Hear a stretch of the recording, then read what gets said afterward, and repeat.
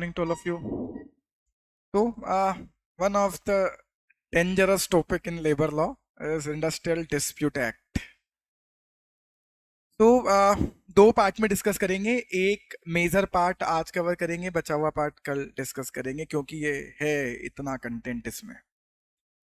तो स्टार्ट करते हैं. सबसे पहले मैं सब कुछ ही कवर करता हूं, जल्दी जल्दी रिवाइज करना स्टार्ट करते हैं. इंडस्ट्रियल डिस्प्यूट एक्ट क्यों बनाया था?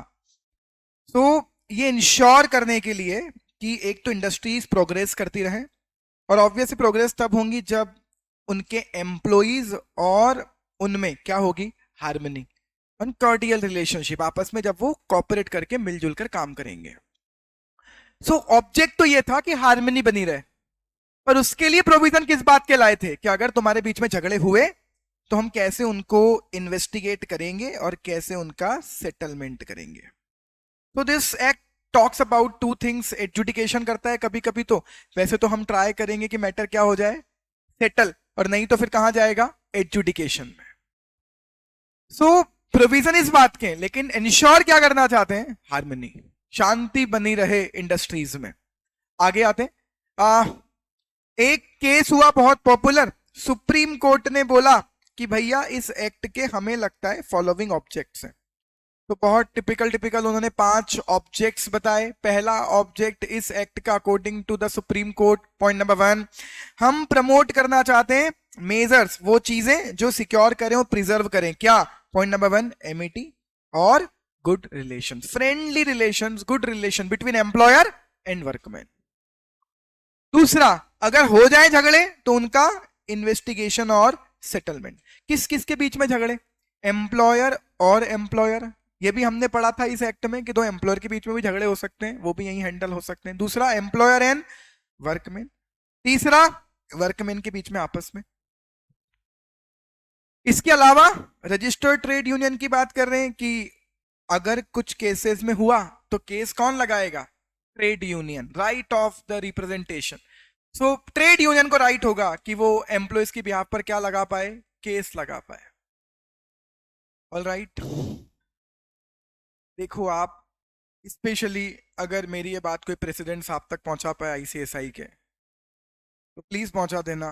प्रेसिडेंट साहब, इंडस्ट्रियल डिस्प्यूट एक्ट डिस्प्यूट की बात कर रहा है, और सुप्रीम कोर्ट क्या कह रही है कि वर्कमैन के एम्प्लॉयर के बिहाफ पर रजिस्टर्ड ट्रेड यूनियन रिप्रेजेंटेशन करने आ सकती हैं प्रेसिडेंट साहब. तो स्टूडेंट्स के बिहाफ पर ऑब्वियस कौन आएगा, फैकल्टीज. आप जैसे डरपोक और लाचार लोग नहीं हैं हम कि चुप बैठे रहें और दूसरे के दम पर वहां पहुंचे भी नहीं हैं कि केवल अपनी कुर्सी बचाने के लिए मौन धारण करके रखें. गलत होता हुआ दिखाई देगा प्रेसिडेंट साहब तो बोलेंगे. आप नहीं रहोगे तब भी बोलेंगे. आप जाओगे, प्रेसिडेंट 2 महीने के बच्चे हो आप, उसके बाद भी बोलेंगे हम. डराओ मत, डराओ मत, धमकाओ मत. सब बहुत काबिल लोग हैं जो पढ़ाने में इन्वॉल्व हैं. कुछ लोग हो सकते हैं जो आपसे डरते हो, हम जैसे लोग नहीं डरेंगे प्रेसिडेंट साहब. गलत जगह आप अपने दिमाग लगा रहे हो. अपने सिस्टम को सुधारो, वो बिगाड़ चुके हो आप लोग अपनी मनमानी करके. सो देखो, आप आंखें खोलो. इंडस्ट्रियल डिस्प्यूट एक्ट कहता है कि राइट ऑफ रिप्रेजेंटेशन है रजिस्टर्ड ट्रेड यूनियन को. वैसे ही प्रेसिडेंट साहब फैकल्टीज भी बोलेंगी स्टूडेंट्स के लिए. आप भी कभी स्टूडेंट थे, भूलो मत. चलिए, third object according to the supreme court, prevention of illegal strikes and lockouts. हम क्या चाहते हैं, हम चाहते हैं स्ट्राइक हो, हाँ बिल्कुल हो. लॉकआउट्स हो, हाँ हो. प्रेसिडेंट साहब, हर जगह डिस्प्यूट्स होते हैं, डरो मत इन चीजों से. लॉकआउट्स और स्ट्राइक सब जगह हो सकती हैं. हम क्या चाहते हैं, उनको करने का एक तरीका बने. इसलिए हमने आगे जाकर पढ़ा था स्ट्राइक और लॉकआउट करने के लिए नोटिस कैसे दोगे, क्या करोगे, वो करें.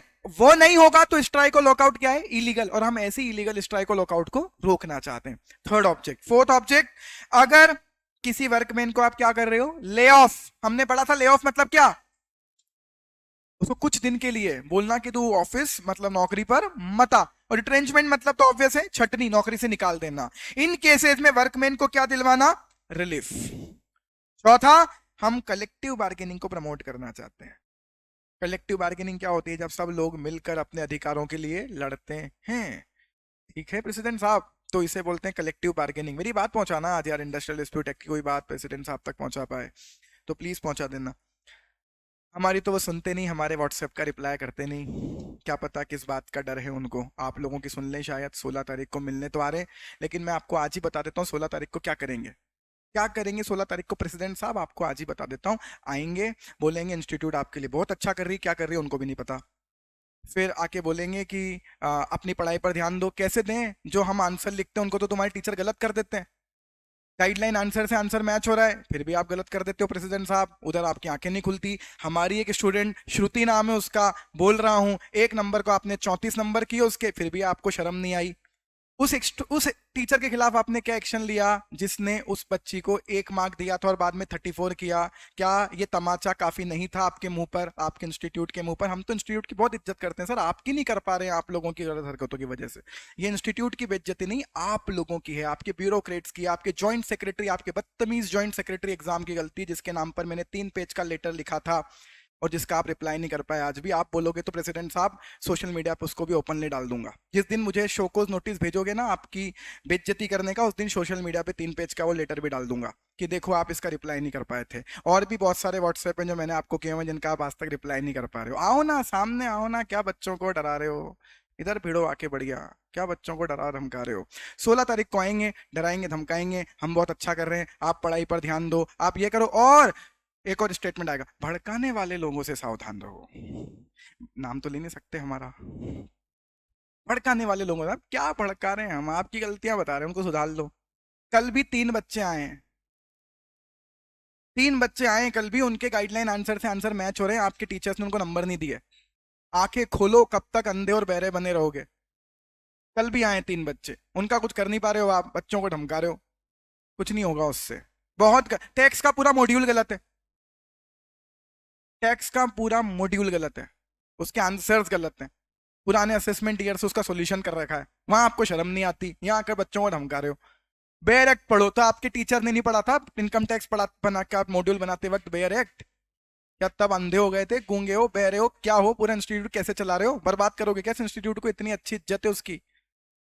तो मेरा ये वीडियो पहुंचा देना यार, कोई पहुंचा पाए तो। मैं बहुत व्यस्त था बेटा पूरे सितंबर ऑडिट्स में, फिर अभी वैल्यूएशन के असाइनमेंट पेंडिंग चल रहे थे बहुत टाइम से, तो मैं लगा हुआ था उनमें। मुझे अभी परसों जाके टाइम मिला और उस दिन ही वो नोटिफिकेशन देख लिया मैंने रात को, वो सर्कुलर कि बेयर एक्ट पढ़ो, ये पढ़ो। अरे हम तो सब पढ़ रहे हैं, तो नंबर नहीं दे रहे हो ना उनको पढ़ने के बाद भी? उसको सिस्टम को सुधारो अपने, हम तो सब पढ़ रहे हैं। किसने बोला आपको? श्रेयान सर आपको बोल बोल के थक गए, बेयर एक्ट पढ़ो, ये पढ़ो, वो पढ़ो। कब मना किया हमने? पढ़ रहे हैं, उसके बाद तो मार्क्स दो। तो हाँ, ठीक है हर्ष, अभी वेट करना, लेकिन उसके लिए पहले कल उनको आने दो और देखने दो पहले कि वो क्या बोलते हैं एक बार। और बिल्कुल आप लोग बिल्कुल क्वेश्चंस पूछना, डरना मत वहां क्वेश्चन। अब ये एक और डाउट आ रहा है कि सर पढ़ने का क्या मतलब है? सब मतलब है। ऐसा नहीं है कि 100% कॉपियां गलत चेक होती हैं, ऐसा नहीं है सारे ही कॉपी चेकर बेवकूफ हैं, लेकिन कुछ गलत हैं, उनके लिए इंस्टीट्यूट को एक्शन लेना पड़ेगा। जब तक नहीं लेंगे हम तो नहीं डरेंगे प्रेसिडेंट साहब। छीन लो मेरी डिग्री, कर लो एक बार ये काम भी, फिर देख लेंगे क्या करना है किसको। तो ऐसा नहीं है कि 100% कॉपियां गलत चेक होती हैं, सब ठीक होता है। हमने कभी भी ये नहीं बोला पूरा इंस्टीट्यूट खराब हो गया है, पूरा कुछ गलतियां हैं वो सुधारनी पड़ेंगी। एक बच्चे के साथ भी गलत होगा तो हम खड़े रहेंगे। और ये सर्कुलर दे दे के धमका कह रहे हो, तो मॉड्यूल में भी लिखा हुआ है कि बेयर एक्ट पढ़ो, सर्कुलर पढ़ो, नोटिफिकेशन पढ़ो, तो हम पढ़ ही रहे हैं। आप सुधारो अपने आप को, ठीक है? तो बहुत दिनों से ये बात करनी बाकी थी आप लोगों से, ऐसा मत परेशान मत होना क्या है क्या चल रहा है, कुछ नहीं चल रहा है। एक और डाउट आ रहा है कि हम तो डर गए, बेयर एक्ट पढ़े, क्या क्या पढ़े? अरे सब मॉड्यूल ही पढ़ना है, उसमें सब वही लिखा हुआ है। आप तो जो आपका स्टडी मटेरियल है वही पढ़ो, कुछ और नहीं कर लेंगे वो आपके साथ, यही करेंगे, यही आएगा पेपर। ये फोकट का एक ड्रामा फैला दिया इन्होंने। ये जो लाइन उन्होंने लिखी है कल सर्कुलर में, तो हर मॉड्यूल में लिखी हुई है कि students are advise to refer this and this, this and this, this and this, है ना? मेरा तो जो इंस्टाग्राम का वो या लिंक्डइन का पोस्ट है वो केवल इस बताने के लिए कि सर आपकी तो बहुत सारी एक्सपेक्टेशन है, वी रेस्पेक्ट योर एक्सपेक्टेशन। हमारी भी एक्सपेक्टेशन है, मैंने लिस्ट ऑफ एक्सपेक्टेशन डाली है। ये नहीं बोला कि आप बेरेक पढ़ाने का क्यों बोल रहे हो, पढ़ना पड़ेगा बच्चे को, पढ़े वो। हम तो ये बता रहे हैं आपकी जैसे एक्सपेक्टेशंस हैं जो आपने लास्ट में लिख दिया एटसेट्रा। एक पेड़ पर आप आम के साथ तरबूज भी लगवाना चाहते हो, हम लगवाएंगे। आप भी तो कुछ एक्सपेक्टेशन पूरी करो, हम भी वो चाहते हैं बस, और कुछ नहीं चाहते। वंश का कुछ नहीं होगा, जो पेपर जैसे आते हैं सब वैसे ही आएंगे, ठीक है? कुछ नहीं होगा, डोंट वरी, आप अपनी पढ़ाई करो। लेकिन कल जब वो आए तब क्वेश्चंस पूछना बिल्कुल भर भर के। अर्शिता, फ्यूचर में कुछ गलत हुआ आप साथ में हो? अरे भाई, मेरे को उल्टा पूछना चाहिए, आप लोगों के लिए खड़ा हुआ हूं मैं, तो तुम साथ में हो या नहीं, और खैर मुझे फर्क नहीं पड़ता कोई साथ में हो या ना हो, मैं अकेला काफी हूं। लेकिन ऐसे मत पूछो, हम तो हैं ही, आपने थोड़ी बोला था हमसे कुछ भी डालने का, मैं तो खड़ा हुआ हूँ खुले में। मैं तो उल्टा पूछ रहा हूँ, तुम साथ में हो वो अपने आप से हमसे पूछ रहा हूँ, नहीं भी रहोगे तो मैं करता रहूंगा जो मुझे करना है। कोई ना हो पीछे खड़ा हुआ तो भी मैं अकेला काफी हूँ। प्रेसिडेंट साहब को भीड़ चाहिए, मुझे नहीं चाहिए, मैं अकेला लड़ लूंगा। चलिए, स्ट्राइक्स की अब बातें करना स्टार्ट करते हैं। अब ये डिस्कशन कल करेंगे जब आपका डिस्कशन खत्म हो जाएगा, जब कल 16 तारीख को प्रेसिडेंट साहब आपसे मिल लेंगे ऑनलाइन लाइव, उसके बाद करेंगे। अब केवल पढ़ाई करेंगे स्ट्राइक और लॉकआउट के, स्ट्राइक और उनकी लीगलिटी।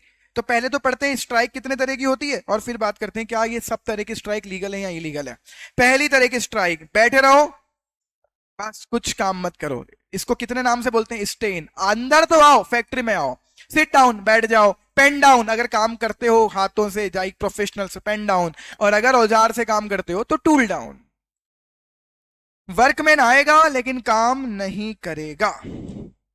अगर उसको बोला जाएगा कि तू काम तो कर भैया, नहीं तो ऑफिस जा, फैक्ट्री छोड़ के, वो बाहर भी नहीं जाएगा। ठीक है, ये स्ट्राइक है पहला टाइप। यस, इसी को बोलते हैं प्राइमरी स्ट्राइक। पहला तरीका ये गुस्सा करने का, ये नहीं कर रहा, कर लो जो करना है। सुप्रीम कोर्ट ने ऑब्जर्व किया कि जो प्लेन और ग्रामेटिकल है ये definition, it difficult to exclude a strike where workmen enter the premise of their employment and refuse to take their tool in hand and start their usual work. Refusal under common understanding not to work is a strike. Common understanding जो है आप सबकी आपस में कि हम काम नहीं करेंगे, आएंगे जरूर, ये अपने आप में स्ट्राइक है। राइट आगे लिख रहे हैं कि एम्प्लॉय अगर प्रीमाइस में आते हैं बैंक की और अपने हाथ में पेन लेने से भी मना कर देते हैं, नो डाउट अपने आप में क्या है, एक स्ट्राइक, एंड डेफिनेटली लीगल है। गो स्लो क्या है भैया, ये काम करेंगे लेकिन बहुत धीरे धीरे। क्या ये सीरियस केस ऑफ मिसकंडक्ट है? हाँ, क्योंकि मशीनें खराब होंगी, जानबूझकर आप ऐसा कर रहे हो, रॉ मटेरियल खराब हो रहा है, बहुत चीजें अफेक्ट होंगी। Go slow is the way of strike. क्या हो रहा है?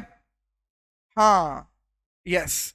तो सुप्रीम कोर्ट ने उसकी लीगलिटी पर जब क्वेश्चन किया तो बात ये आई कि गो स्लो क्या है, एक पिक्चर्स की डिस्क्रिप्शन है, अच्छी दिखाने वाली तस्वीर है, दिखाने को तो सब अच्छा चल रहा है, लेकिन ये जानबूझकर क्या किया जा रहा है, प्रोडक्शन को डिले, दिखाया जा रहा है कि हम काम कर रहे हैं, पर ये बहुत हानिकारक, परनीशियस मींस हानिकारक प्रैक्टिस है, जिसकी वजह से डिससेटिस्फाइड या डिसअपॉइंट वर्कमैन ये कोशिश करते हैं। कौन करता है ये कोशिश? ये हानिकारक प्रैक्टिस कब फॉलो करते हैं वर्कमैन? जब वो डिसअपॉइंट या डिससेटिस्फाइड। तो ये जो दो ग्रामेटिकल वर्ड लिखे हुए हैं, डिसकंटेंटेड, डिससेटिस्फाइड, डिसग्रंटल्ड, डिसअपॉइंटेड, ये वर्कमैन कोशिश करते हैं, इस तरह के वर्कमैन। नाउ प्रोडक्शन हो नहीं रहा, आउटपुट कम हो रहा है, बट वर्कमैन काम तो कर रहा है, आपको पूरी वेजेस देनी पड़ रही हैं। हार्मफुल किसके लिए है? पूरा काम बंद करने से ज्यादा हार्मफुल है कि वो धीरे धीरे काम करे। क्यों? मशीनें खराब हो रही हैं, मशीनें तो चल रही हैं, फिक्स कॉस्ट तो लग रही है, लेकिन प्रोडक्शन नहीं हो रहा।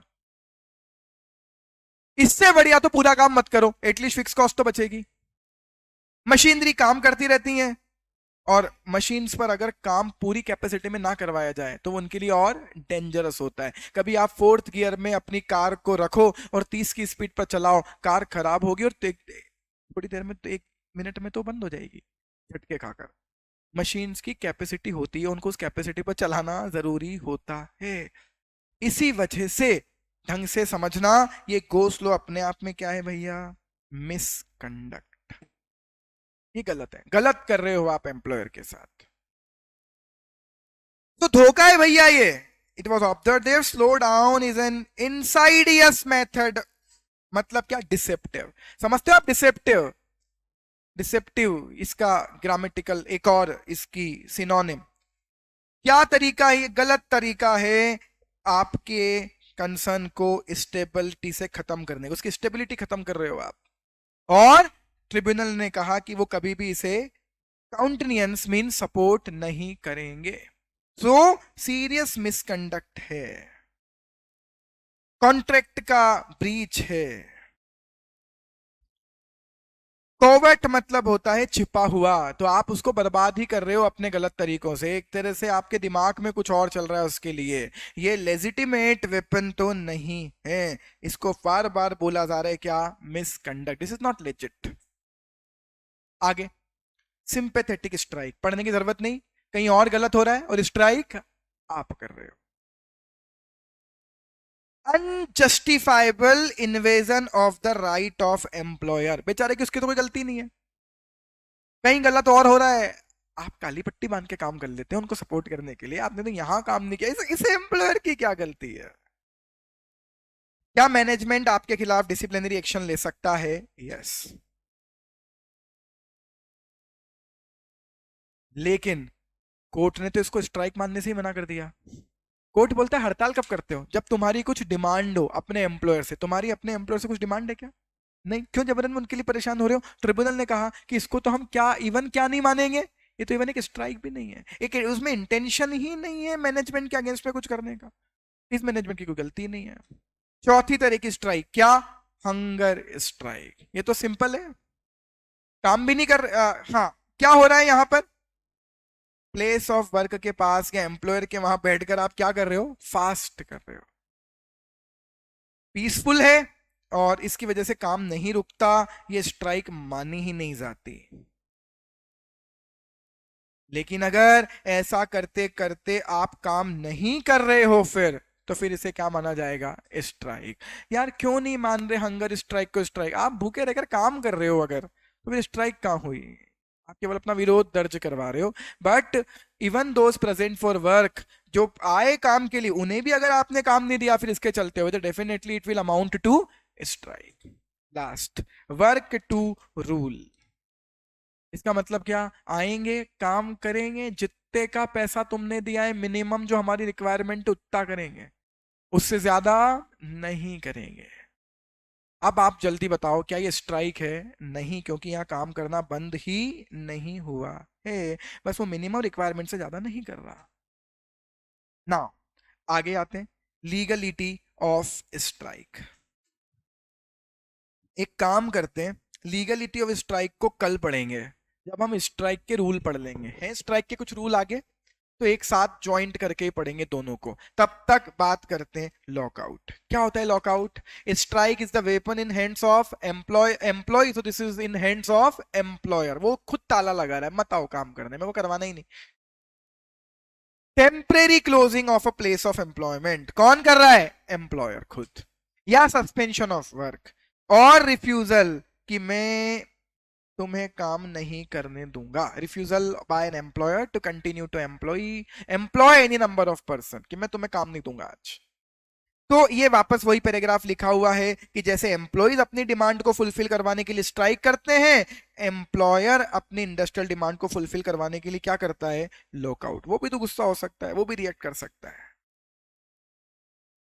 वो चाहता है, ये अपने आप में कोएर्सिव प्रोसेस है, हाँ बिल्कुल थोड़ा सा आपके साथ ज्यादती हो रही है, बट हाँ ये क्यों कर रहा है एम्प्लॉय, वो चाहता है कि आप उसका भी पॉइंट ऑफ व्यू समझो, उसकी भी डिमांड समझो। इन लॉकआउट, एम्प्लॉयर काम देने से, कंटिन्यू करने से क्या करता है, मना कर देता है। क्या उसका फैक्ट्री बंद करने का मूड है, नहीं है, there is no intention to close down the unit, वो केवल कुछ एम्प्लॉय से काम कंटिन्यू नहीं करवाना चाहता कुछ दिन, बस। क्या करा है उसने, सस्पेंशन ऑफ वर्कर या सस्पेंशन ऑफ वर्क, क्या बोलोगे इसे, this is suspension of work, definitely it would constitute to lockout. मेरा डाउट है, क्या हर सस्पेंशन ऑफ वर्क लॉकआउट माना जाएगा, या हर काम करने से मना कर देना स्ट्राइक माना जाएगा, नहीं, जब आपकी उससे कोई डिमांड ही नहीं थी तो हमने स्ट्राइक नहीं माना। वैसे ही अगर उसने कुछ दिन के लिए फैक्ट्री क्या की है, बंद, उसका आप अपनी डिमांड मनवाने का कोई इंटेंशन नहीं है, क्या इसको लॉकआउट मानोगे, नहीं मानेंगे, it does not amount to lockout, केवल सस्पेंशन ऑफ वर्क है, but without accompanied by an intention on the part of employer as a retaliation, वो कोई रिटेलिएट नहीं कर रहा है आपसे, रिएक्ट नहीं कर रहा है, वो केवल कुछ दिन के लिए काम बंद कर रहा है, लॉकआउट नहीं होगा।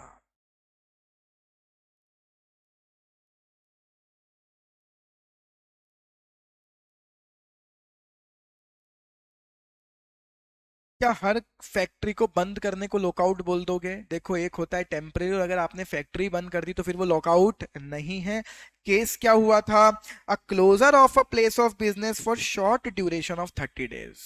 आगे पढ़े पूरा। In retaliation to certain act of workman. बताइए, ये लॉकआउट मानोगे या नहीं मानोगे? यस, ये लॉकआउट है। शॉर्ट टर्म के लिए रिटेलिएट किया था आपने केवल, ये लॉकआउट है। लेकिन अगर आप क्लोजर कर देते हो, फैक्ट्री बंद कर दी आपने, ये लॉकआउट नहीं है, तो फैक्ट्री बंद हो गई ना। Third point is lay off. सब पढ़ा रहा हूं बेटा, आप पेशेंस के साथ पढ़ते रहो। मैं पेशेंस रख के पढ़ रहा हूं, आपको क्या प्रॉब्लम है? पढ़ते रहो शांति से, कल जाकर खत्म करेंगे ना, कल के लेक्चर में खत्म करेंगे। ले ऑफ किसे कहते हैं? ले ऑफ क्या है? एम्प्लॉयर आपको काम नहीं दे पा रहा। क्यों? रॉ मटेरियल कम पड़ गया, स्टॉक बहुत ज्यादा इकट्ठा हो गया, मशीन टूट गई, कुछ नेचुरल कैलामिटी हो गई। Inability of an employer, failure, refusal, inability of employer to give employment due to following reason। किनको? उन लोगों को जो उसके मस्टर रोल पर थे। ये बाकी जाकर हमने पढ़ा भी था। फिर एक लेबर लॉ, मस्टर रोल मतलब क्या? वो लेबर्स का रजिस्टर जो आपके परमानेंट लेबर हैं। और ऑब्वियस है, इसमें कौन सी लेबर इंक्लूड है? जिसको रिट्रेंच नहीं किया। अगर रिट्रेंच है तो ले ऑफ नहीं होगा। रिट्रेंच में तो आप क्या करते हो? परमानेंटली उसे हटा देते हो। ले ऑफ में क्या कर रहे हो? कुछ दिन के लिए उसको काम नहीं दे रहे हो, घर पर बैठ। किस रीजन की वजह से?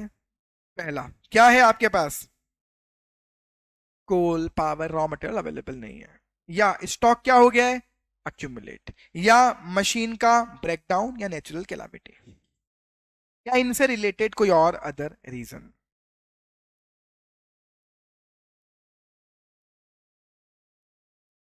तीन एक्सप्लेनेशन बहुत काम के हैं। अगर कोई व्यक्ति आपके मस्टर रोल पर है, मतलब वो आपका रेगुलर एम्प्लॉय है, वो काम करने आता है, नॉर्मल वर्किंग आवर्स में काम करने आता है, और आने के 2 घंटे बाद तक भी आप उसे काम नहीं देते हो, इसको इस लॉ के अकॉर्डिंग क्या माना जाएगा? Lay off. आज के दिन उसका ले ऑफ था।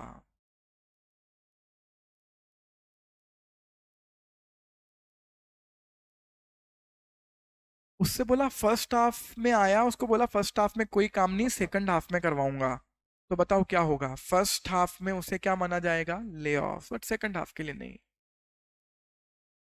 आपको याद है ना ले ऑफ के रूल क्यों बने हुए हैं? क्योंकि ले ऑफ के दौरान भी आपको उसे क्या देनी पड़ती है? एक लिमिट की सैलरी, इसीलिए बने हुए हैं। अगर वर्कमैन एम्प्लॉयमेंट नहीं देता है उस पर्टिकुलर शिफ्ट में, पर उसको बोलता है कि सेकंड हाफ या सेकंड शिफ्ट में मैं उसको काम देगा, तो वो ले ऑफ केवल कब माना जाएगा? फर्स्ट हाफ के लिए।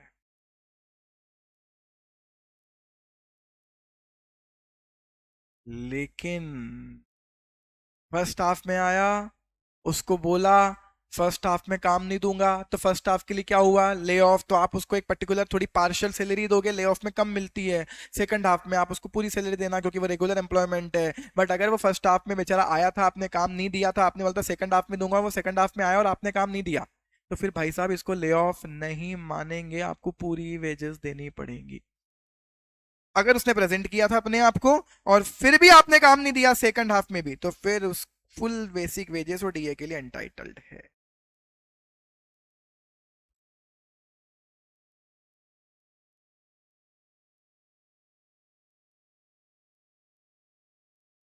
आगे बहुत सारी कहानियां लिखी हुई हैं। हाँ, लाइक 50% सैलरी मिलती है ले ऑफ के दौरान। अब इन कहानियों से बहुत सारी चीजें क्या मिलती हैं? क्या फाइनेंशियल स्ट्रिंजेंसी के चलते आप ले ऑफ कर दोगे?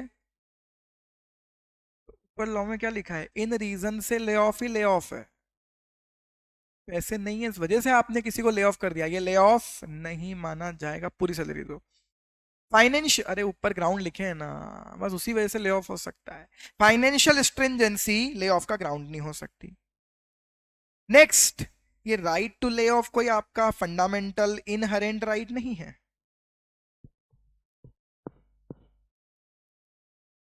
ले ऑफ तभी करना जब स्पेसिफिक केसेस हो। ले ऑफ किसके लिए ऑब्लिगेशन है? एम्प्लॉयर के लिए। क्या क्या वो इस दौरान वर्कर को डिस्चार्ज कर सकता है? वो रिट्रेंचमेंट कहलाएगा, फिर उसका लॉ फॉलो करना, उसको हटा निकाल मत देना नौकरी से। केवल क्या कर सकते हो? ले ऑफ, जब तक की सिचुएशन इंप्रूव ना हो जाए।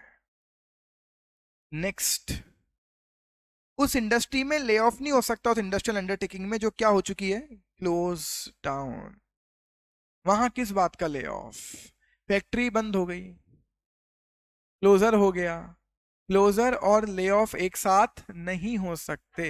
अब फैक्ट्री बंद हो गई, आप किस चीज का ले ऑफ करोगे? निकाल दो अब तो। ले ऑफ और लॉकआउट में क्या डिफरेंसेस हैं? क्लियर है क्या ले ऑफ और लॉकआउट में डिफरेंसेस? ले ऑफ में एम्प्लॉयर एम्प्लॉयमेंट देने से मना कर रहा है कुछ रीजन की वजह से, लेकिन लॉकआउट तो वो जानबूझ के कर रहा है, रिटेलिएट करने के लिए। ले ऑफ के टाइम बिजनेस कंटिन्यू है, हाँ। लॉकआउट के टाइम पर बिजनेस कंटिन्यू नहीं होता, प्रोडक्शन ही नहीं हो रहा है। क्या लॉकआउट के दौरान सैलरी मिलेगी? नहीं। लेकिन क्या ले ऑफ के लिए मिलेगी? Yes. No question of wages और compensation in case of lockout. Next, lay off किस वजह से होता है? झगड़ों की वजह से ले ऑफ होता है क्या? नहीं। ट्रेड रीजन, व्यावसायिक कारणों की वजह से ट्रेड ले ऑफ होता है। और लॉकआउट तो वास्तव में डिस्प्यूट्स की वजह से ही होता है। ठीक है, लॉकआउट अगर गलत तरीके से करोगे तो क्या लगेंगे? लॉकआउट पे कुछ रेस्ट्रिक्शंस भी लगे हुए हैं, ऑब्वियस आगे वो भी पढ़ेंगे कि जैसे स्ट्राइक करने के लिए नोटिस देने की जरूरत है, वैसे लॉकआउट के लिए आप भी नोटिस दो। तो रेस्ट्रिक्शन है और गलत करने पर पेनल्टीज है। पर क्या ऐसा ले ऑफ में कुछ होगा? नहीं, आप ले ऑफ कर दो उन सिचुएशन के चलते। बट क्या दोनों में एक सिमिलरिटी है? यस, दोनों ही कैसे हैं? टेम्परेरी नेचर के। और दोनों में ही एम्प्लॉय को काम नहीं दिया जाता, बट एक में पैसे दिए जाते हैं, एक में नहीं दिए जाएंगे ना। रिट्रेंचमेंट क्या होता है? ये टर्मिनेशन, किसी भी कारण से टर्मिनेट करना इज रिट्रेंचमेंट। लिखा है termination by the employer of the services of workman for any reason otherwise then is a punishment inflicted by way of disciplinary action. Otherwise then is a punishment. अरे यार, punishment के चलते तो वो कुछ भी कर सकता है, उसको तो वो छटनी भी क्यों बोलेगा, उसको तो बोलेगा निकाला इसको हमने। मतलब अगर इस वजह से किसी को निकाले तो रिट्रेंचमेंट के रूल का आप शेल्टर नहीं ले पाओगे। Disciplinary action due to punishment as a disciplinary action. आपने किसी के साथ मारपीट करी, उसको डिसिप्लिनरी एक्शन लेना था, आपको निकाल दिया, ये रिट्रेंचमेंट में काउंट नहीं होगा। आगे रिट्रेंचमेंट में ये चीजें भी काउंट नहीं होंगी। चार चीजें क्या क्या काउंट नहीं होगा रिट्रेंचमेंट में? वॉलेंट्री रिटायरमेंट, वो खुद रिटायर हो रहा है। दूसरा, सुपर एन्युएशन की एज तक पहुंच गया, इससे रिटायर हो रहा है, मतलब रिटायरमेंट की एज आ गई। तीसरा, आपने उसकी सर्विसेज टर्मिनेट क्यों करी? क्योंकि उसका कॉन्ट्रैक्ट रिन्यूअल नहीं हुआ। आपने उसको 2 साल के लिए अपॉइंट किया था, कॉन्ट्रैक्ट 2 साल का था, 2 साल बाद आपने उस कॉन्ट्रैक्ट को रिन्यू नहीं किया तो खत्म हो गया, तो वो रिट्रेंचमेंट नहीं है, कॉन्ट्रैक्ट का रिन्यूअल नहीं हुआ है। चौथा, वो कंटिन्यूअसली बीमार था, इसलिए आपने उसकी सर्विसेज को टर्मिनेट किया, कंटिन्यूअसली इल हेल्थ की वजह से। चार चीजों को रिट्रेंचमेंट नहीं मानते। आगे, रिट्रेंचमेंट की फॉलोइंग रिक्वायरमेंट होती है। पॉइंट नंबर 1, रिट्रेंचमेंट के लिए क्या होना चाहिए? Termination of service by the employer. Termination employer करेगा, टर्मिनेशन पनिशमेंट की वजह से नहीं हो रहा है। और अगर कुछ स्पेसिफाइड ग्राउंड्स हैं तो उन चीजों को उन चीजों की वजह से टर्मिनेशन को हम रिट्रेंचमेंट नहीं मानेंगे। कुछ बच्चों को ये लाइन समझ नहीं आ रही। Termination of service on the specified ground, ये क्या है? अरे बेटा, ये ऊपर वाले 4 ग्राउंड, इन ग्राउंड पर टर्मिनेशन को रिट्रेंचमेंट नहीं मानते हैं, सिंपल। और सबसे ज्यादा परेशानी जहां है वो टॉपिक आ गया, authorities under the act. Sorry, सबसे ज्यादा परेशानी यहां नहीं, सबसे ज्यादा परेशानी यहां है। ये reference of disputes to various authority, ये तो सर पूरा पेज में समझ में सब आ रहा है, लेकिन इतना याद कैसे रखें? अरे कोई प्रॉब्लम थोड़ी है, वहां सब कर लेंगे। हम तो अथॉरिटीज के नाम समझ लेते हैं, याद कर लेते हैं। Authorities under the act and there duty. सबसे पहली ऑथोरिटी वर्क्स। यार ये तो ना हमने, हाँ मुझे पता है कहाँ दिक्कत है, बहुत रेगुलर फीडबैक है मेरे पास सब। अब तो रिप्लाई कर रहा हूँ ना मैं, बीच में थोड़े दिन में टाइम नहीं दे पाया था, रिप्लाई नहीं कर पाता था, बहुत व्यस्त हो गया था। अभी तो सबके रिप्लाई कर रहा हूँ प्रॉपर। ठीक है, 5-7 दिन प्रॉब्लम हो गई, सब नाराज होने लग गए। साथ तो रोहित, आजकल तो रोहित सर ही रिप्लाई नहीं करते। एक वीक ही था बस, थोड़ा सा रिजल्ट देखता हूँ, आज देखता हूँ, और अगर बचे हुए हैं तो। और थैंक यू सो मच। सुनिए अब, तो मुझे पता है कहाँ कहाँ प्रॉब्लम्स है। वर्क्स कमिटी पर आते हैं हम जल्दी से।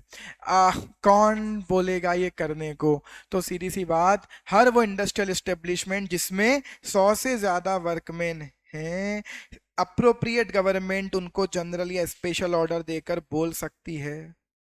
किसको बोलेगी? एम्प्लॉयर को, कि भैया अपने यहाँ वर्क कमिटी बनाओ।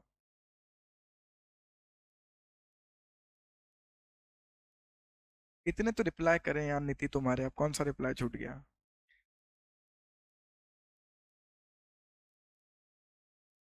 ना, तो वर्क कमिटी गवर्नमेंट कहेगी आपको बनाने के लिए। काम क्या होगा? देखो इनके काम अभी के अभी समझ कर खत्म करो, याद रख लो, हर किसी का काम केस सेटल करना है ही नहीं। कुछ लोगों का काम सेटल करवाना है, कुछ लोगों का काम एडजुडिकेशन करना है। एडजुडिकेशन के लिए कोर्ट आएंगी आगे। वर्क कमिटी में कौन कौन होंगे? एम्प्लॉयर और वर्कमैन के रिप्रेजेंटेटिव। दूसरी बात, पहली बात किसको बनानी है, दूसरी बात कौन होगा, तीसरी बात काम क्या करेगी? एमिटी एंड गुड रिलेशंस रखवाने का काम करेगी बिटवीन एम्प्लॉयर एंड वर्कमैन। ठीक है। Major for securing and preserving friendly and good relations. कोशिश करेगी to compose any material difference of opinion in respect of such matter. उसके ऊपर एक लाइन थी कि जो भी उनके कॉमन इंटरेस्ट के मैटर है, जिनमें उनको प्रॉब्लम आ रही है, डिस्प्यूट्स आ रहे हैं, उन पर कमेंट करे और उन पर ट्राई करेगी कि उनके डिफरेंसेस को कंपोज करे, उनके डिफरेंसेस को खत्म करवाए।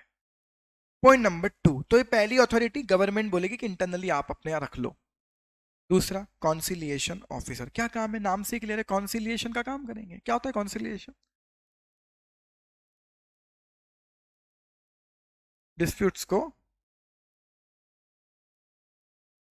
मीडिएशन करवा के खत्म करवा देना, समझौता। बहुत बढ़िया सर।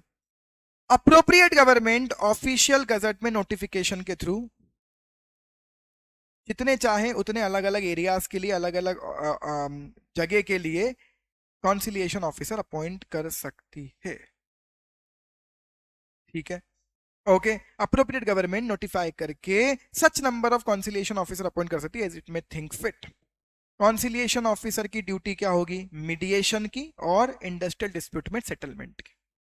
मीडिएशन और सेटलमेंट, ढंग से सोचो, वर्क कमेटी ने तो मीडिएशन और सेटलमेंट का काम भी नहीं किया था। वर्क कमेटी तो क्या ट्राई कर रही है? रिलेशंस अच्छे बने रहे, कुछ झगड़े के चांसेस दिखे तो उन्हें कंपोज करे, खत्म कर दो मैटर को वहीं के वहीं। अगर होते हैं तो कॉन्सिलिएशन ऑफिसर होगा मीडिएशन और सेटलमेंट के थ्रू इनको खत्म करवाने का। और कोशिश होगी, ये पहली। दूसरी कोशिश होगी कि फ्रेंडली एटमॉस्फेयर बना रहे एस्टेब्लिशमेंट में, जहां वर्कर और एम्प्लॉयर अपने डिस्प्यूट्स को खुद ही रिकनसाइल कर लें, खुद ही समझौता कर लें आपस में। तो अल्टीमेटली क्या प्रमोट करते हैं ये? सेटलमेंट। सेटलमेंट, ठीक है। आगे, कॉन्सिलिएशन ऑफिसर कहां के लिए अपॉइंट होंगे? स्पेसिफाइड एरियाज के लिए भी हो सकते हैं, स्पेसिफाइड इंडस्ट्रीज के लिए भी हो सकते हैं। ये परमानेंट भी हो सकते हैं, टेम्पररी भी हो सकते हैं। अब सर यहाँ 3 बातें कहाँ हुई? पहली बात हुई बस किस कहाँ अपॉइंट होंगे, तो गवर्नमेंट करेगी, एम्प्लॉयर तो करेगा नहीं। दूसरी बात क्या करेंगे? इनका कंपोजिशन तो बताओ। अरे ये कोई अथॉरिटी थोड़ी, इसका कंपोजिशन बताऊं? ये तो अपने आप में एक नेचुरल पर्सन है जिसको कॉन्सिलिएशन ऑफिसर बनाया जाएगा। तीसरा, बोर्ड ऑफ कॉन्सिलिएशन। ये क्या है भैया? कॉन्सिलिएशन ऑफिसर्स का बोर्ड। तो अभी तो आपने अलग अलग एरिया के लिए अलग अलग कॉन्सिलेशन ऑफिसर अपॉइंट करने की बात करी, वो पॉसिबल है, वो एक तो वो हो सकता है, दूसरा कॉन्सिलेशन का बोर्ड बना देना, 3 मेंबर हो, एक चेयरमैन और दूसरे अदर मेंबर्स। क्या कोशिश होगी वो ही। अरे जरूरी थोड़ी हर एरिया के लिए हम कॉन्सिलेशन ऑफिसर अपॉइंट करते हैं, तो फिर उन एरियाज के लिए हो सकता है कुछ बहुत बड़े एरियाज के लिए, अलग अलग स्टेट्स के लिए हम क्या बना दें, कॉन्सिलेशन बोर्ड के। अगर आपको कॉन्सिलेशन के लिए आना है तो यहाँ आ जाओ,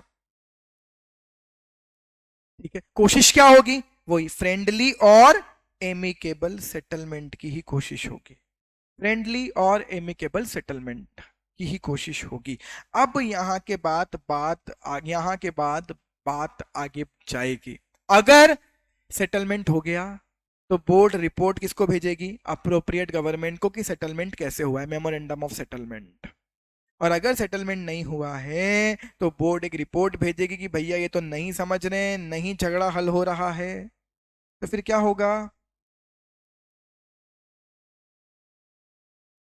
बता देगी बस वो गवर्नमेंट को कि हमने ये स्टेप लिए हैं, और उसके बाद अब ये मैटर कहाँ जाएगा आगे। अब इस मैटर पे क्या हो सकती है, इंक्वायरी, फिर कोर्ट वाला एडजुडिकेशन, अब सब हो सकता है। पहला आपके यहीं पर वो व्यक्ति जो रिलेशंस अच्छे रखवाने की कोशिश करेगा, दूसरा कॉन्सिलिएशन की कोशिश, तीसरा भी कॉन्सिलिएशन की कोशिश। यहां तक हो जाए तो बहुत अच्छा, अदरवाइज रिपोर्ट भेज देंगे कि भैया ये सेटल नहीं हो रहा है। अब मैटर कहाँ जाए, कोर्ट ऑफ इंक्वायरी में।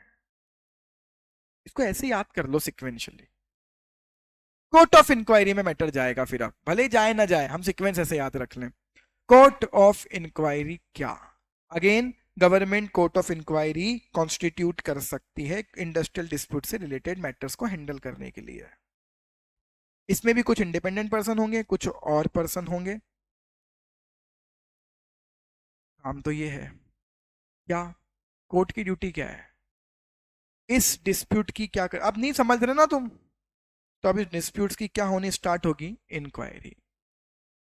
मैटर्स जो उनके सामने आएंगे ये करेंगे उनकी इंक्वायरी, और 6 महीने में रिपोर्ट दे दें गवर्नमेंट को। अब इंक्वायरी हो रही है भैया, अब तो बकायदा पता चलेगा किसकी गलती क्या गलती, अभी तो हम कह रहे थे सेटल कर लो, अब पहली बार हो रही है इंक्वायरी, ठीक है। ये 6 महीने कोई मैंडेटरी नहीं है, उसके बाद भी रिपोर्ट जमा हो सकती है, बट हाँ इंक्वायरी की रिपोर्ट जमा होगी। अब इंक्वायरी के बाद बात कहाँ जाएगी, इस कितने अच्छे सीक्वेंस से याद कर सकते हो। इंक्वायरी के बाद बात कहाँ जाएगी, एडजुडिकेशन होगा। आप इंक्वायरी की रिपोर्ट के बेसिस पर ऐसे याद कर लो। एडजुडिकेशन कौन करता है, या तो लेबर कोर्ट या लेबर ट्रिब्यूनल। दो दो क्यों बनाए, लेबर कोर्ट और इंडस्ट्रियल ट्रिब्यूनल, कुछ मैटर के लिए लेबर कोर्ट, कुछ मैटर के लिए इंडस्ट्रियल ट्रिब्यूनल्स। लेबर कोर्ट क्या होती है, अगेन गवर्नमेंट को एम्पावर है कि वो इंडस्ट्रियल डिस्प्यूट्स के एडजुडिकेशन के लिए लेबर कोर्ट कॉन्स्टिट्यूट कर सकती है।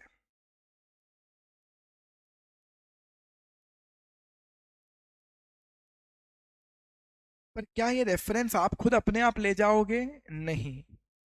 इंडस्ट्रियल डिस्प्यूट जब भी होगा तो इंडस्ट्रियल डिस्प्यूट की पार्टी गवर्नमेंट को अप्लाई करें कि हम इस मैटर को कहाँ ले जाना चाहते हैं, लेबर कोर्ट। और अगर कोर्ट गवर्नमेंट को लगता है कि ये सही कह रहे हैं तो वो रेफर कर देंगे लेबर कोर्ट में उस केस को। कौन कौन बैठे हैं लेबर कोर्ट में, लेबर कोर्ट में कह रहे हैं केवल एक ही पर्सन होगा, 1 पर्सन अपॉइंट करेगा, उसे भी गवर्नमेंट। कौन होगा वो, सिटिंग या रिटायर्ड जज ऑफ हाई कोर्ट, या फिर एडीजे या डीजे, डिस्ट्रिक्ट जज या एडिशनल डिस्ट्रिक्ट जज, पिछले मिनिमम 3 साल का एक्सपीरियंस हो, या 7 साल तक इंडिया के कोई जुडिशियल ऑफिस होल्ड किया हो उसने, या लेबर कोर्ट में कभी क्या रहा हो, प्रिसाइडिंग ऑफिसर। पुराने की नहीं, लेबर लॉ के लेबर कोर्ट में प्रिसाइडिंग ऑफिसर रहा हो, ये बन सकता है इस लेबर कोर्ट का जज। जब भी यहां मैटर जाएगा लेबर कोर्ट को, जैसे ही मैटर क्या किया जाएगा, रेफर, वैसे ही 2 चीजें होंगी। सबसे पहले तो वो क्या करेंगे, प्रोसीडिंग स्टार्ट करेंगे, ट्रायल स्टार्ट करेंगे, और दूसरा उसके बाद फिर अवार्ड सबमिट करेंगे। इनके लिए कोई टाइम पीरियड दिया हुआ नहीं है, केवल क्या एक्सपीडिएट करो, एक्सपीडिशियसली काम करो। नाउ लिमिटेशन एक्ट के प्रोविजन लेबर कोर्ट पे नहीं लगते, मतलब टाइम लिमिट कोई भी अवेलेबल नहीं।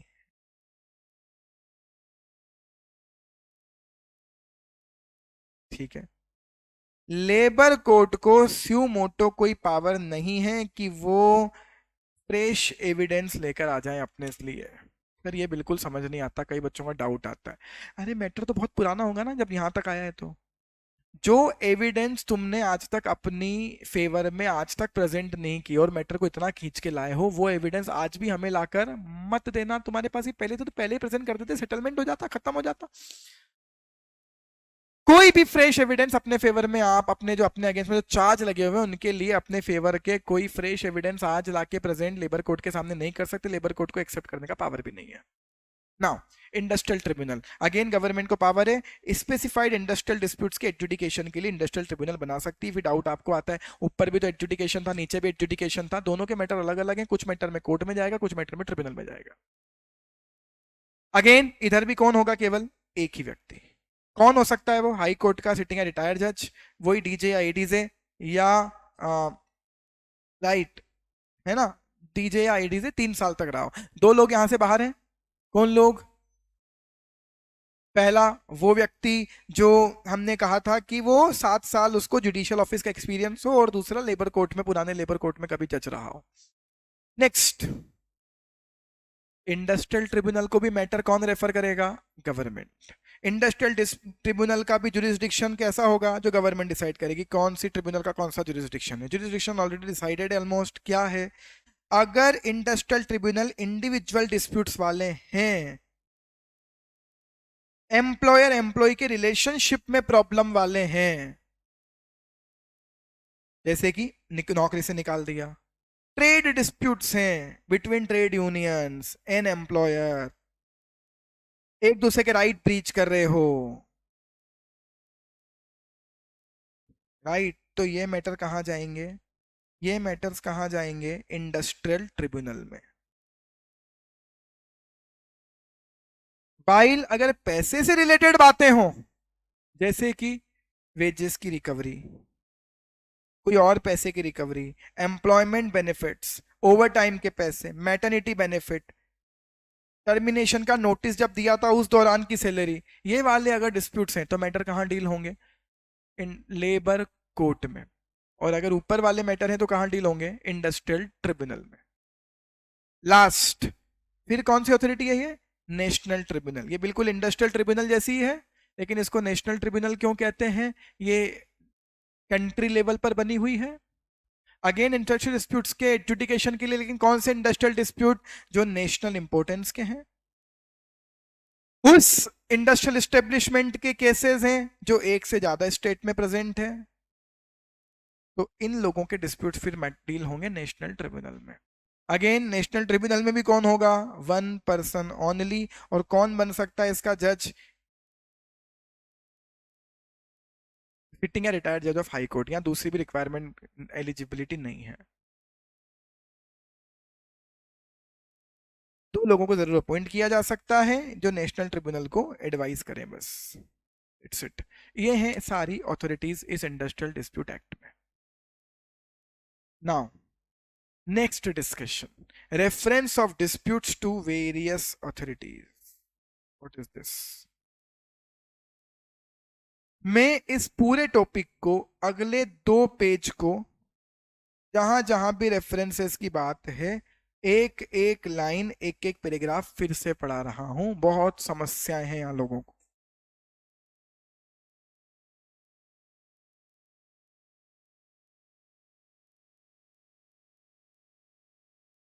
जब भी कोई डिस्प्यूट किसकी नजरों में आए, अप्रोप्रिएट गवर्नमेंट, इस तरह से वो मैटर अलग अलग अथॉरिटीज को क्या कर सकती है, रेफर। पॉइंट नंबर 1, अगर उन्हें लगता है कि इस मैटर को क्या करवाना चाहिए, सेटल, तो वो मैटर किसको रेफर करेंगे, कॉन्सिलिएशन बोर्ड को।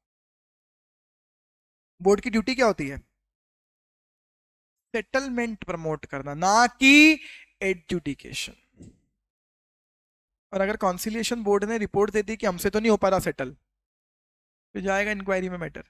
अगर फेलियर रिपोर्ट दे दी उन्होंने, तो गवर्नमेंट को अपना माइंड मेकअप करने का मौका मिलता है कि क्या रेफर, इसको किस में भेजें, क्या इसको एडजुडिकेशन के लिए भेज दें फाइनली। ठीक है, आगे आते हैं।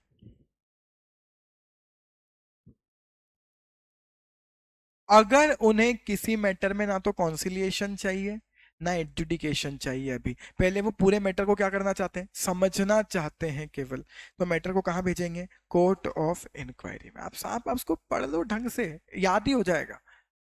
किसी डिस्प्यूट को कोर्ट ऑफ इंक्वायरी में कब भेजेंगे, जब पर्पस क्या है कि कॉन्सिलिएशन या एडजुडिकेशन नहीं चाहिए, केवल उस मैटर को हम पूरा समझ तो लें, इन्वेस्टिगेशन चाहिए, तो मैटर भेजा जाएगा कोर्ट ऑफ इंक्वायरी में। ठीक है।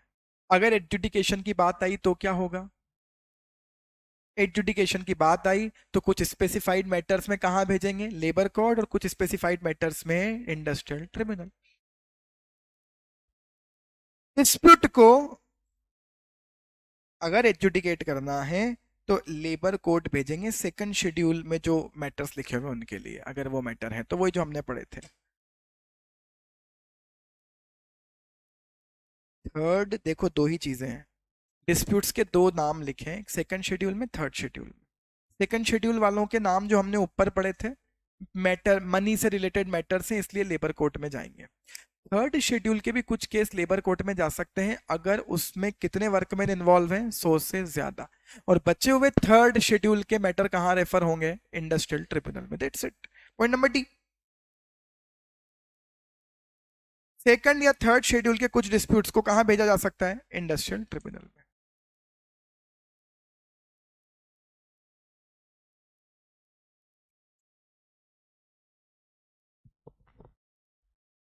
कितना आसान है, नॉर्मल चीजें ही है। इंक्वायरी करवानी, कोर्ट ऑफ इंक्वायरी में भेजें, कॉन्सिलेशन करवाना है, कॉन्सिलेशन बोर्ड को भेजें, एडजुडिकेशन करवाना है, इंडस्ट्रियल ट्रिब्यूनल या लेबर कोर्ट को भेजें। क्या क्या नाम है यार, पहला नाम कौन था, वर्क्स कमेटी। ये कोई गवर्नमेंट की अथॉरिटी है नहीं, ये आपको बोल रहे हैं किसी भी इंडस्ट्रीज में 100 से ज्यादा लोग, उनको बोला जा सकता है अपने वर्क कमेटी अपॉइंट करो, वो कमेटी में कौन लोग होंगे, एम्प्लॉयर और एम्प्लॉइज के रिप्रेजेंटेटिव, खत्म। काम क्या होगा, रिलेशंस मेंटेन रहे बस, और कुछ डिस्प्यूट्स, कुछ डिफरेंसेस राइज हो रहे हैं तो खत्म करें वहीं के वहीं। अब आएंगे बाहर के लोग, कॉन्सिलिएशन ऑफिसर ये अपॉइंट किया जा सकता है, उनकी जगह कॉन्सिलिएशन बोर्ड है, नहीं हो रहा उनसे तो फिर इंक्वायरी में जाएगा, अदरवाइज एडजुडिकेशन में जाएगा। एडजुडिकेशन के 3 लोग हैं, पहले लेबर कोर्ट और इंडस्ट्रियल ट्रिब्यूनल, और अगर एक से ज़्यादा स्टेट में इन्वॉल्वमेंट है और नेशनल इंपॉर्टेंस का टॉपिक है तो नेशनल ट्रिब्यूनल, खत्म। यही तो अथॉरिटीज हैं बस। मैं मानता हूँ बहुत सारी है, लेकिन ये ऐसे याद हो सकती है एक बार में। नाउ अगर डिस्प्यूट किससे रिलेटेड है, पब्लिक यूटिलिटी सर्विसेज से रिलेटेड, याद आ रहा है पब्लिक यूटिलिटी सर्विसेज के एग्जांपल पढ़े थे हमने, इलेक्ट्रिसिटी, वाटर, बैंक, ये लोग। सो पब्लिक यूटिलिटी सर्विस है, तो याद करो वहां स्ट्राइक और लॉकआउट का बकायदा 14 डेज पहले और सब नोटिस देना पड़ता है एडवांस में, नोटिस भी दिया था, नोटिस दिया जा चुका, पब्लिक यूटिलिटी सर्विस का डिस्प्यूट है, नोटिस दिया जा चुका है स्ट्राइक या लॉकआउट का। अब गवर्नमेंट की जिम्मेदारी है, क्या जिम्मेदारी है, to make a reference even when some proceeding under the act are pending in respect of the dispute. इस मैटर को भैया आपको रेफर करना ही पड़ेगा। सर हमको बिल्कुल समझ नहीं आ रहा बेटा, ऊपर जितने भी नाम पढ़कर आए हो ना, हर जगह वर्ड लिखा हुआ है क्या, में, कि यहाँ गवर्नमेंट ये कर सकती है, ये कर सकती है, ये कर सकती है, पढ़ लो आप चाहो तो, में यही लिखा है। लेकिन यहाँ क्या चल रहा है, मैंडेटरी। अगर पब्लिक यूटिलिटी सर्विस का मैटर है, नोटिस और स्ट्राइक या लॉकआउट का दिया जा चुका है, गवर्नमेंट की ड्यूटी है कि वो उस मैटर को रेफर करें, जिसको भी करना है उसे, भले उस मैटर पर ऑलरेडी क्या चल रहा हो, कुछ प्रोसीडिंग, बट स्टिल इस मैटर को रेफर किया जाए। ठीक है। कुछ केसेस में गवर्नमेंट ये रेफरेंस नहीं देगी, कब नहीं देगी, पढ़ते हैं। अगर नोटिस ऑफ स्ट्राइक और लॉकआउट फ्रिविलस है, वेक्सेशियस है, मतलब बकवास है, कुछ नहीं होना जाना है, ऐसा टाइम पास कर रहे हैं, ऐसा नहीं होगा। गवर्नमेंट को अगर लगता है कि ये फ्रिविलस है या वेक्सेशियस, दोनों वर्ड जानते हो आप ना, ये केवल टाइम पास कर रहे हैं, ऐसा कुछ हो नहीं रहा है। और दूसरा, जल्दबाजी हो जाएगी रेफरेंस, इट वुड बी इनएक्सपीडियंट। समझ लेते हैं मैटर को, अगर हमें लगता है कि वेट करना चाहिए, अभी नहीं होगा ऐसा कुछ भी, अदरवाइज तो उन्हें मैंडेटरी है कि उस मैटर को रेफर करें।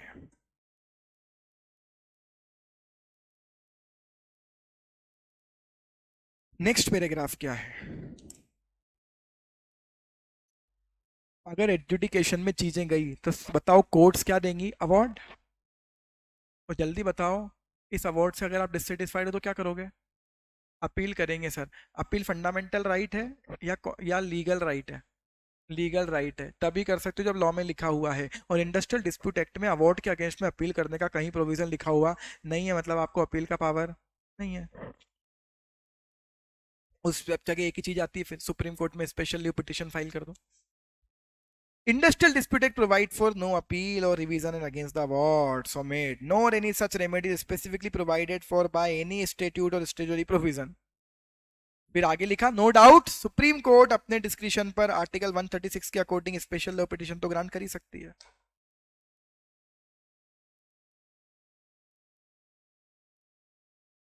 राइट। अब ये जो अप्रोप्रिएट गवर्नमेंट की पावर है, इसको लेकर बहुत इंटरेस्टिंग बातें हैं, ये भी खत्म कर लेते हैं। ये तो बहुत मजेदार है, मुझे डोंट नो क्यों आपको प्रॉब्लम आई इसमें, हालांकि लेबर लॉ है ही ऐसा कि मैं प्रॉब्लम आ ही सकती है। सुनिए आप ध्यान से। Court, sorry sorry sorry, government के पास एक मैटर है, डिस्प्यूट उनके नॉलेज में है, उन्होंने डिस्प्यूट किसी को उठाकर क्या कर दिया? रेफर। मेरा डाउट है गवर्नमेंट ने ऑर्डर दिया है क्या तुम्हारे अगेंस्ट में या इनके अगेंस्ट में? ये ऑर्डर है, ये कोई जजमेंट है? जल्दी से बताओ, ये कोई जजमेंट है या एडमिनिस्ट्रेटिव एक्ट है? एडमिनिस्ट्रेटिव एक्ट है। इसके खिलाफ कोई केस आप अपील कर दोगे क्या? कोई डिसीजन ही नहीं है। तो ये जो ऑर्डर दिया गवर्नमेंट ने रेफरेंस देने का, ये क्या है? Administrative act. ये कोई जुडिशियल या क्वासी जुडिशियल एक्ट नहीं है। अरे गवर्नमेंट तो डिस्प्यूट को जान ही नहीं डेप्थ में जाके, वो तो उठाकर केवल किसी को क्या कर रही है? रेफर। उनकी ड्यूटी है कि वो रेफर कर दें ताकि डिस्प्यूट जल्दी जल्दी क्या हो जाए? सेटल हो जाए। ये कोई जुडिशियल या क्वासी जुडिशियल डिसीजन नहीं है, एडमिनिस्ट्रेटिव एक्ट केवल। पॉइंट नंबर 2, मुझे बताओ गवर्नमेंट रेफर करे ना करे किसका पावर है? गवर्नमेंट का। तो दिस इज टोटली क्या? डिस्क्रिशनरी। उनकी इच्छा होगी वैसा करेंगे। पर ढंग से देखा जाए अगर वो बहुत ही गलत करेंगे तो ऑब्वियस है कि कोर्ट फिर उसको क्या कर सकती हैं? रिव्यू, कि आप अपनी पावर को गलत यूज कर रहे हो। तो this power is subject to judicial review.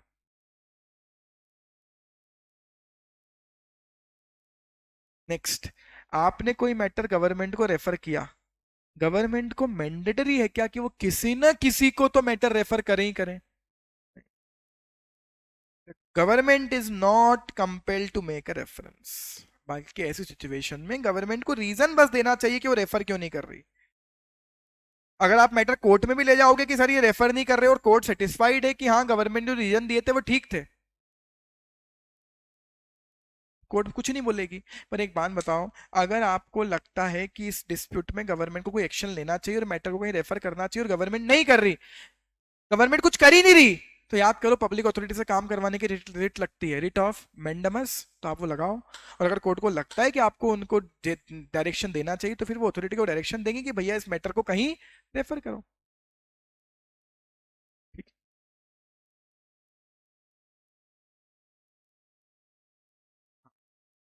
Belated claims को रेफर करने के लिए भी वो बाउंड नहीं है। अगर आप रेफर करने में अगर आप डिस्प्यूट को उठाने में बहुत लेट हो गए तो कोई बाउंडेशन उनकी नहीं है, वो आप पे दया कर सकते हैं आपको कि हाँ लेट आए फिर भी हमने नहीं लगाया कौन सा एक्ट, लिमिटेशन एक्ट, बट वो बाउंड नहीं है आपके मैटर को रेफर करने के लिए। आप कह रहे थे सर हमारे बीच, देखो मेरी बात सुनो, आप कह रहे थे कि हमारे बीच में समझौता चल रहा है, अभी तो मैटर कहीं रेफर मत करो।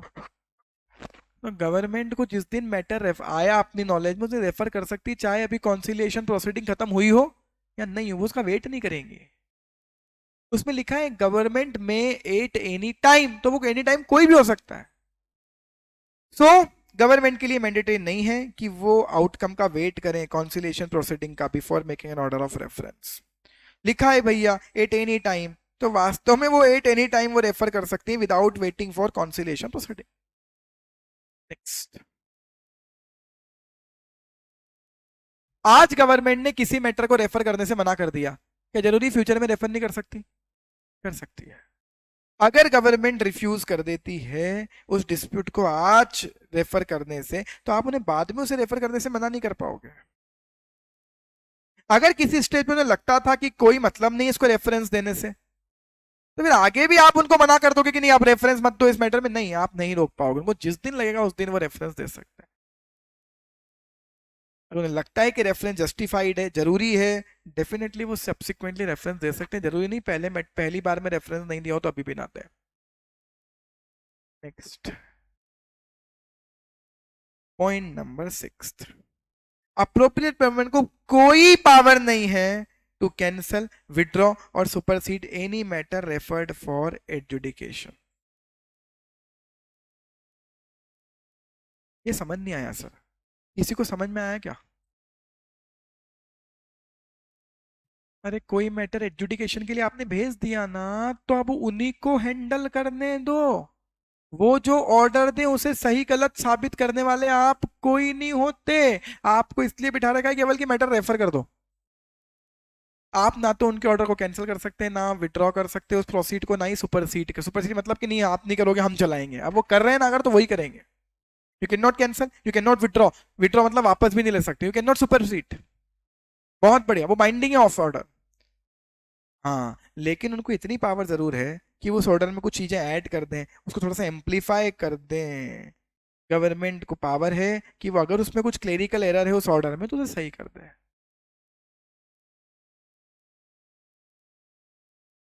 गवर्नमेंट ने एक ट्रिब्यूनल को मैटर दिया हुआ था, जब वो वहां चल रहा था, क्या गवर्नमेंट किसी दूसरे ट्रिब्यूनल को मैटर रेफर कर सकती है? हाँ, तो वे पुराने ट्रिब्यूनल को वो केस एडजुडिकेट करना बंद करना पड़ेगा। अगर गवर्नमेंट किसी रेफर को किसी किसी ट्रिब्यूनल को मैटर कहीं और रेफर कर देती है, किसी फ्रेश ट्रिब्यूनल को ऑफर कर देती है, सो द फॉर्मर ट्रिब्यूनल का वो रेफरेंस क्या हो जाएगा? Cease to exist. मतलब गवर्नमेंट को एक डिस्प्यूट एक ट्रिब्यूनल से दूसरे ट्रिब्यूनल में शिफ्ट करने का पावर है। नेक्स्ट,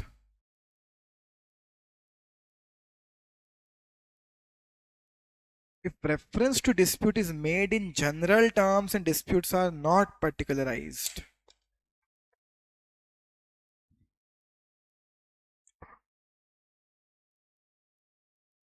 गवर्नमेंट कई बार, हाँ 2 मिनट रुक जा हर्षिता, पूरा तो टॉपिक हो जाने दे। अगर एक तो एक एक लाइन पढ़ा रहा हूँ यार, उसमें तुझे जाना है।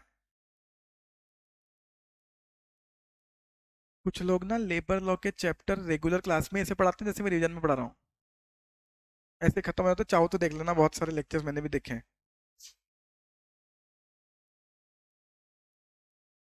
अगर गवर्नमेंट ने जनरल टर्म्स पर रेफर कर दिया था, गवर्नमेंट ये कह रही है यार इनके झगड़े चल रहे हैं यार देख लो, कुछ पर्टिकुलर चीज प्रिस्क्राइब नहीं की, तो ये रेफरेंस बैड नहीं होगा। वो ट्रिब्यूनल की भी तो जिम्मेदारी बनती है, तुम सॉर्ट कर लो वापस से। डाउट क्या आएगा कोर्ट के सामने जब मैटर जाता है, तब क्वेश्चन मिल के जाता है ना कि इस क्वेश्चन का आंसर दो, ये सही है या नहीं। कोर्ट को ऐसा रेफरेंस गया ही नहीं, कोर्ट को कि ये डिस्क रेफर मैटर, ये रेफर कर रहे हैं इसको डील कर लो। अब वो रेफरेंस अभी तक फाइनल नहीं किया अथॉरिटी ने, गवर्नमेंट अथॉरिटी ने, तो ये बैड रेफरेंस नहीं होगा। फिर वहां ट्रिब्यूनल की जिम्मेदारी है कि ट्रिब्यूनल भी तो क्वेश्चन क्या कर सकती है, गैदर कर सकती है बाय रेफरेंस सराउंडिंग फैक्ट। ठीक है, appropriate government can decide before making a reference the prima facie case, but it cannot decide the issue on merits। ध्यान रखो, जजमेंट दो तरह से होते हैं, एक प्राइमा फेसी देखकर और एक इशू ऑन मेरिट, सब चीजें देखकर। ये सब आपने जनरल लॉज में पढ़ा हुआ होगा। तो रेफर करने के पहले गवर्नमेंट अपना ओपिनियन दे सकती है, वो डिसाइड कर सकती है मैटर। अप्रोप्रिएट गवर्नमेंट में decide but prima facie, not issue on merits, क्योंकि मेरिट्स पर तो कौन करे, जो ट्रायल कर रहा है एडजुडिकेट कर रहा है वही करे, बट प्राइमा फेसी वो डिसाइड कर सकते हैं। बस, तो इस चैप्टर का जो बहुत बड़ा टिपिकल एस्पेक्ट था वो खत्म हो गया। दूसरा टिपिकल एस्पेक्ट कल आएगा जब हम लास्ट पेज पर चलेंगे, वो ये है इंडस्ट्रियल डिस्प्यूट एक्ट में इंडस्ट्री का मतलब क्या। जो भयंकर केस हुआ उसके बाद किस किस को इंडस्ट्री मानते हैं। तो मिलते हैं कल, टाइम आपको बता दूंगा, 99% तो टाइम होगा 10:30 मॉर्निंग। चलिए मिलते हैं, thank you so much, good day.